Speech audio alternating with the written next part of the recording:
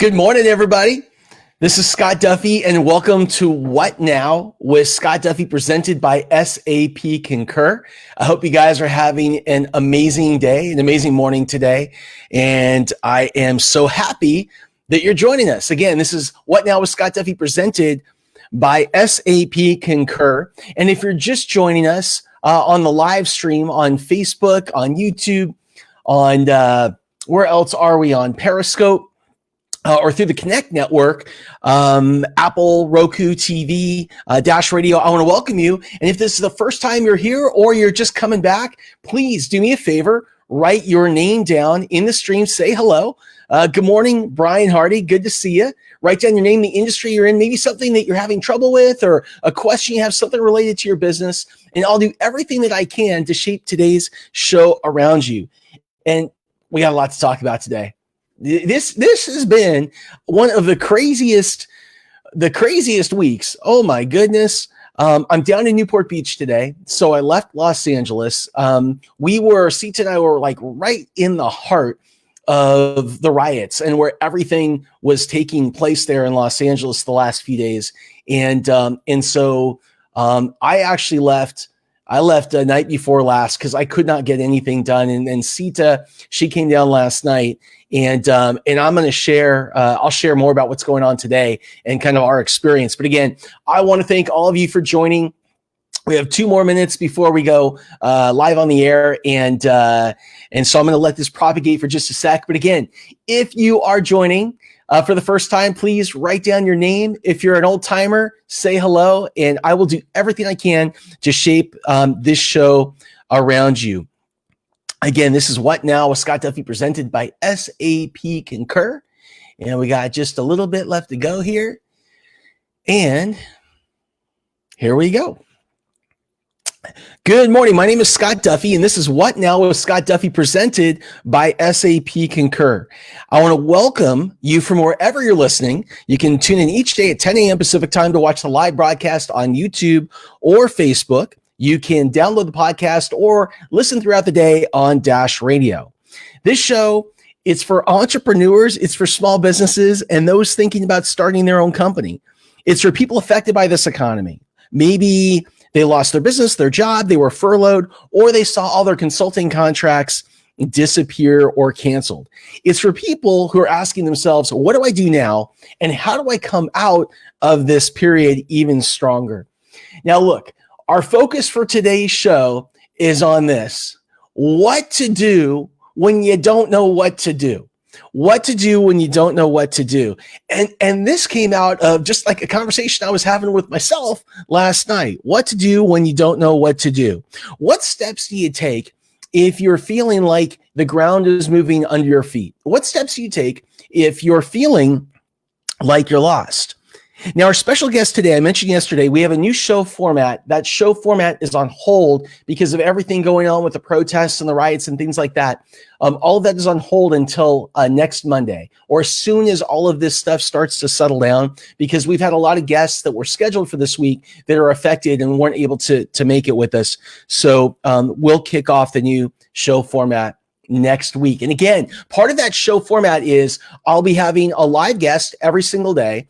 And we're also going to be doing real-time masterminding and mentoring with our listeners and our viewers. And so what that means is if you have a business or you don't have a business, you're thinking about creating a business, or maybe you were recently laid off and you're trying to figure out what to do.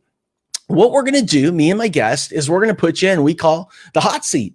And it's not that it's that hot, but what it is an opportunity for us to work with you one-on-one in real time and hopefully find like at least one big idea, one nugget that you can follow up on, you can act on right away to help you to get closer to what it is that you want, to help you to get there further, faster, and with far less capital than you ever imagined. And so it's something that I've really wanted to do, and I'm really excited to bring that to you next week.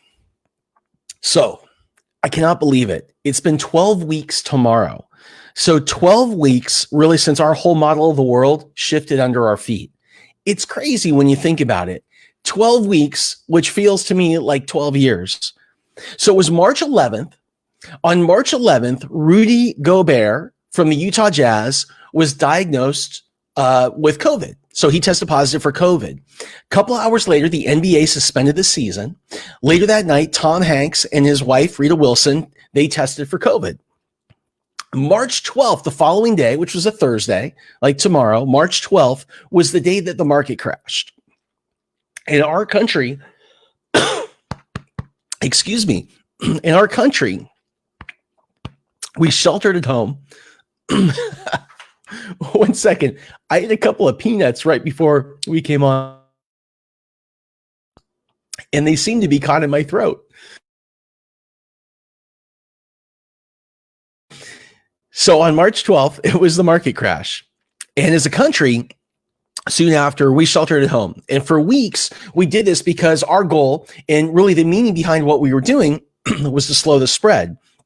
Now, to date, the U.S. has 1.8 million cases of COVID-19 and 106,000 deaths. Now, as a result of all of us staying at home and shutting things down, this country went into recession. Unemployment levels hit rates greater than the Great Depression.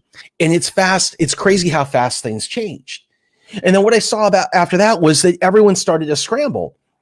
And they started to scramble to try and get access to some of the benefits that the government was putting out for all of us. So they were scrambling for ways to get access to PPP funds or EIDL funds or to unemployment. Money came out late or it didn't come out at all. For example, as it relates to unemployment, right now in the United States, over 1/3 of the unemployment claims that are supposed to be paid and that have been approved have not been paid, and they're late. And by the way, this is one of the reasons that you see the unemployment new claims falling, is because people believe that even if they get approved, even if they file, they're not going to see anything. And so that was something that we saw happening. And you know what? It all felt so random. I probably helped 50 people to get money. And some people got lots of money. Some people got over $1 million from these programs that I worked with. But the crazy thing was, it all seemed so random who got money and how much they got. There was like no rhyme or reason to it. But we rallied as a country behind stay at home because it had meaning. And I believe that's like, we're willing to do anything as long as it means something that is a positive thing. And so we rallied. And while we were rallying and things were shutting down, air traffic in the United States dropped 95% across the country. LA reported 55% unemployment. Over 50% of small businesses said they'd be forced to shut down, which represents 40% of employment across the country. And the pressure started mounting on all of us. Business owners, they're fighting to get back to work, and when you combine all of that COVID pressure with 40 million people unemployed, businesses being forced to shut down, record bankruptcies, it's just like we were building this crazy intense powder keg. And then George Floyd, one of the most disgusting things that many of us have ever seen. And it's not just the fact that he was killed or the way he was killed. It's not just the fact that officers just stood there and did nothing, or sat there or kneeled on him and did nothing. It's not just the fact that there's 70 officers protecting his home, but it's also the whole, the matter was the way it was handled by the Minneapolis mayor and police. And, this is a time when leadership would normally need to step up. And for us, it really didn't. And so then came the protests. And can you believe, by the way, all of this has happened in 90 days. I mean, holy cow. This is like a lifetime's worth of stuff. It's all happened in 90 days. Then came the protests. Now, we are right in the middle in Los. So I live in two places. I live in LA. I live in Newport. My kids are in Newport. And so that's why I'm here. But all my work is in LA, all the media stuff. So Sita and I, we live right next to the Fairfax, right adjacent to Hollywood Boulevard. So we have literally been in the middle of all of this crazy stuff for the last week. And it's been equally for me heartbreaking and inspiring, because there are so many people that are so well-intentioned, and these marches have become more peaceful, and that's really awesome. At the same time, we've seen literally hundreds of businesses that have been broken into, burned out, shut down. These amazing business owners that are having to go through this experience.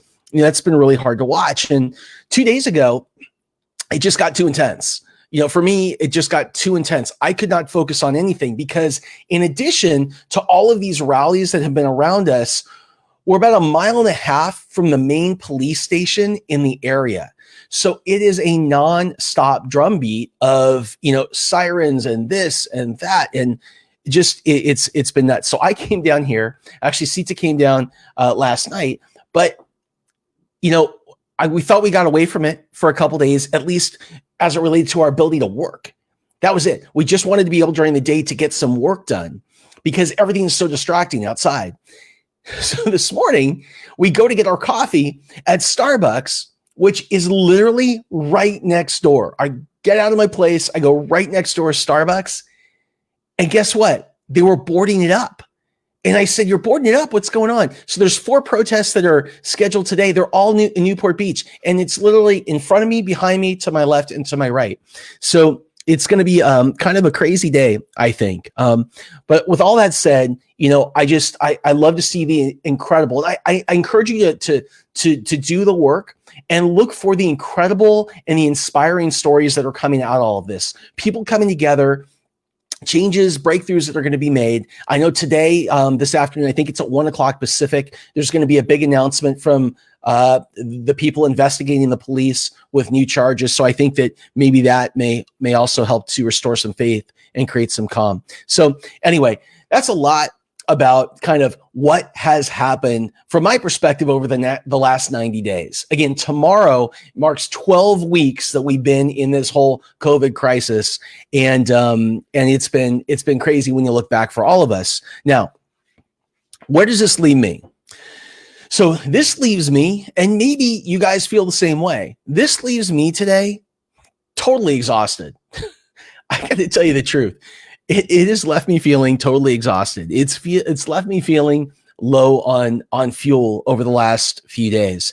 It's left me feeling really far behind. For example, after the COVID event, one of the things that we're sending out to people who registered, thousands of people, is a virtual gift bag. We've had a bunch of our speakers contributed amazing free downloads, books, online courses, university things, all kinds of stuff for free for you.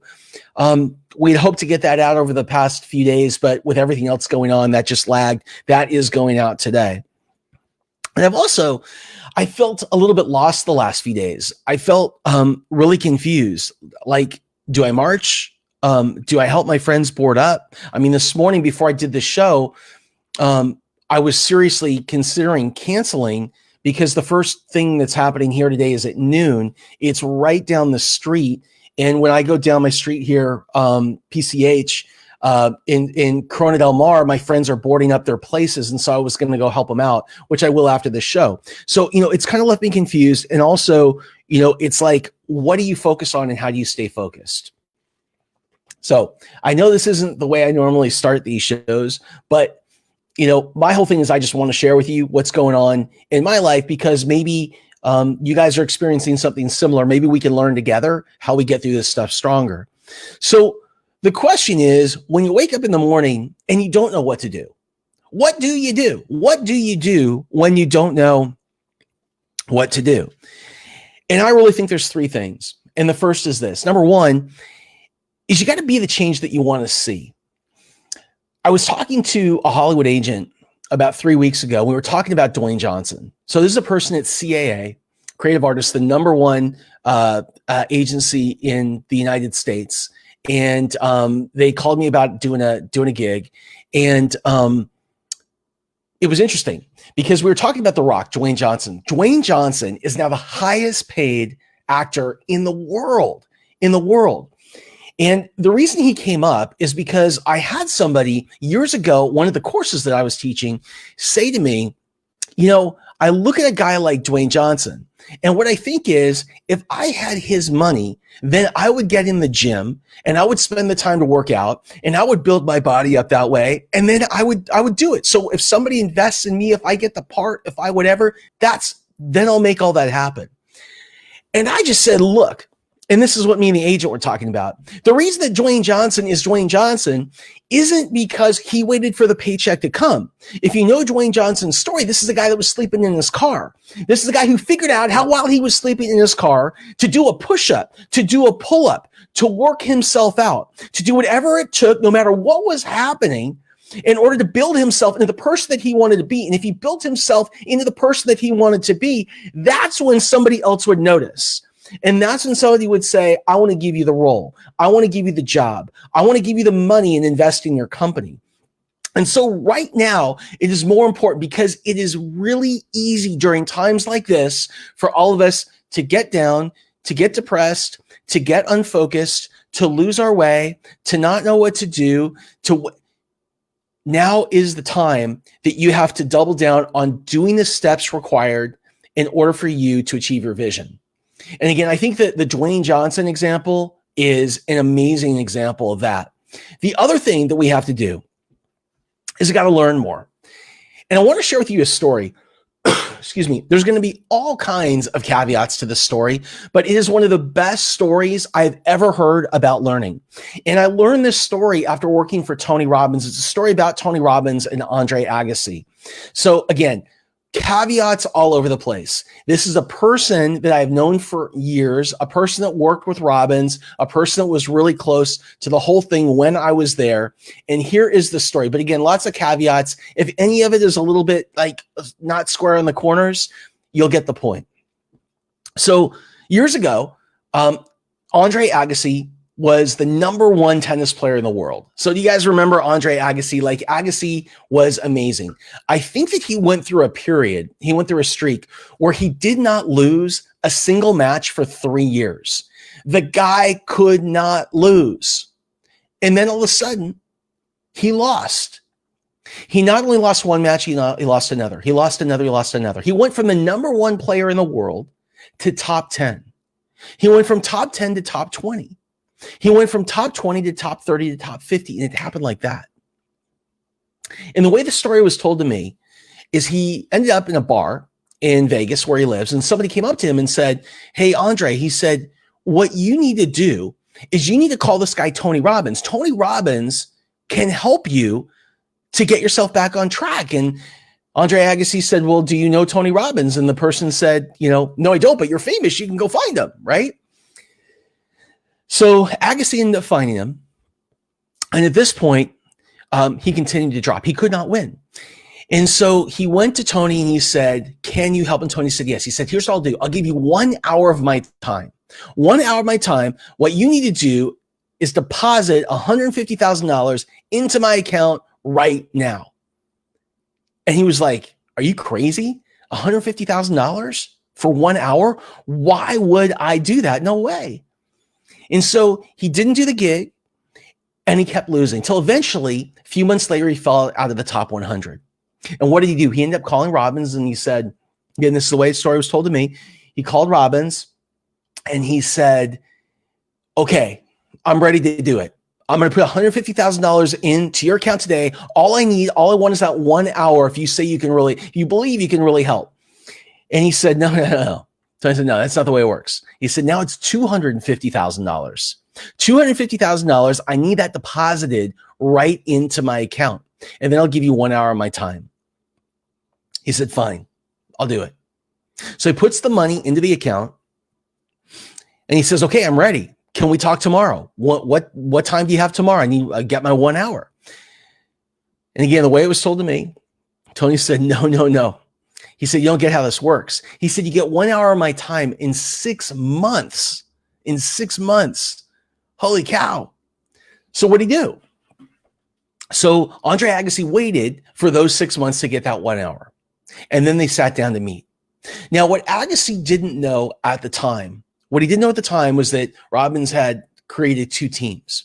And he had written down, I forget how many pages, somebody told me a certain number of pages of questions. And the 2 teams had 2 separate tasks. One team's task was to go and it was to meet with every single person that Agassi spent any time with when he was number one in the world. From the person that he ate with, to the person that was his coach, to his trainer, to the person that, sold him a car. I don't know. Every single person that touched Andre Agassi at the time. The second group of people were responsible for something different. Their job was to travel around the world and talk to every single person they could find that was number one at tennis. Now, it didn't matter what level they were at.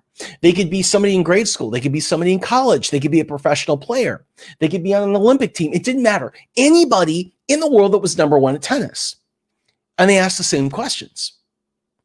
So here's what happens. The two get together 6 months later for their 1 hour.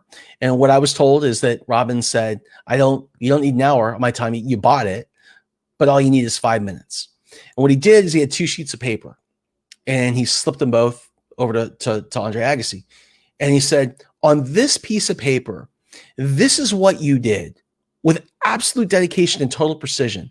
This is what you did when you were number one in the world. He said, the problem is everybody over here with this piece of paper, they had to learn how to beat you. They had to learn how to beat number one. And so what they did is develop different patterns, different habits, different strategies in order to beat this piece of paper. And those patterns are right here. This is the thing that everyone who's number one does today. He said, all you have to do is take this sheet of paper, do these things for the next 6 months, and you'll become number one in the world again. Guess what? He did it, and he was number one in 3 months. And so what to do when we don't know what to do? It's to keep learning. It is to really understand that sometimes the model of what we did that made us who we are is broken. That other people have had to compete against us in order to capture more market share, try and take our leadership position in the space. And it is our job, it's our responsibility to stay on top of what's happening now and what's happening next. And by the way, that is the whole reason I've named this show What Now. That is the whole reason that we're about to announce our What Now Academy, which is being built right now. It will be the largest training and certification program online for entrepreneurs in the world. And the whole point is to be incredibly intentional about knowing what is working now. And what do I need to do? What are the steps that I need to take in order to be the best I can today in this market? So again, number one is you got to be the change that you want to see. If you are The Rock, right? If you're The Rock, you're not waiting. The number one paid actor in the entire world today, highest paid.